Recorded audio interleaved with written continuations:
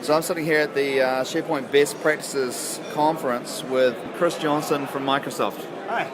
Hi Chris, do you want to talk a little bit about just in terms of the incredible sort of groundswell of like public support that we're seeing at conferences like the Best Practices Conference here in London, England? Yeah, this is my first visit to the Best Practices Conference.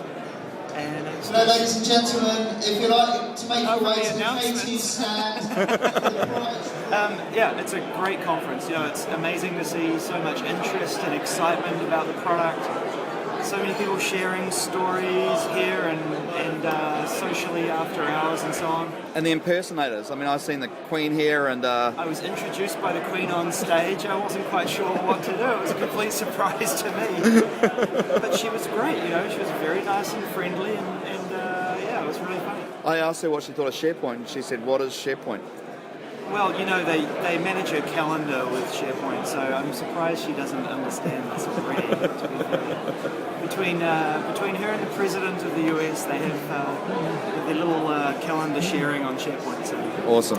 Yeah, Awesome. No, it's a really great conference, and it's good to get around all the different exhibitors and talk about different products people are building on SharePoint and all the interesting things. And had a lot of really good side discussions with customers about what they're implementing with SharePoint and how they're using it in their organization. And so what's your kind of for people just starting to look at SharePoint now, because we're seeing a lot of companies saying, hey, we're really interested now, we want to start adopting it. What do you think sort of the for any company that's looking at getting started with SharePoint, what's kind of the top 5 things that you would say to do straight away? Most people look at SharePoint for like team collaboration sites first up. But sort of more predominantly recently, people wanting to do more social computing type things in the enterprise.